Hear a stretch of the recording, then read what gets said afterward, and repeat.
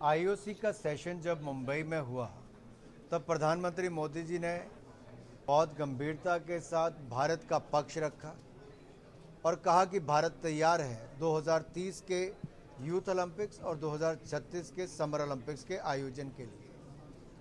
और कल हमारी जो फ्यूचर होस्ट कमीशन की बैठक future host commission international Olympic committee के साथ हुई, उसमें हमने रखा कि क्यों भारत में होना चाहिए, जहां लगभग 140 करोड़ की आबादी है, 1.4 बिलियन पॉपुलेशन है, 1 बिलियन से ज़्यादा स्मार्टफोन यूज़र है, 1 बिलियन से ज़्यादा इंटरनेट यूज़र्स हैं, और जहां दुनिया की सबसे युवा आबादी है, और जो दुनिया की 5वीं सबसे बड़ी अर्थव्यवस्था है और तीसरी सबसे बड़ी अर्थव्यवस्था अगले 4 वर्षों में हो जाएगी।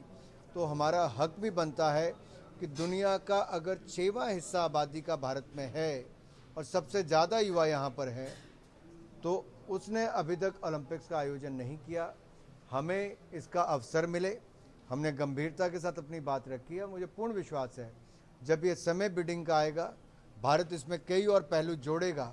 हज़ारों वर्षों पर पुरानी हमारी परंपराओं से लेकर खेल के इतिहास से लेकर भारत की इच्छा स्पोर्टिंग सुपर हाउस बनने की, सुपर पावर बनने की, उस दिशा में हमने देश में बहुत सारे कदम उठाए हैं।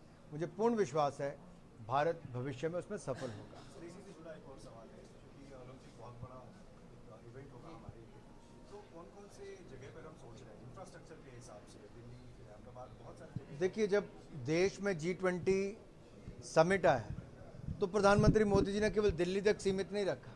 भारत की कला, संस्कृति, परंपराओं को दिखाने के लिए देश के 60 ऐसे शहरों के 200 स्थानों पर उसका आयोजन किया गया और भारत की हज़ारों वर्ष का इतिहास दिखाने का काम भी किया, न्यू टेक्नोलॉजी को दिखाने का काम भी किया।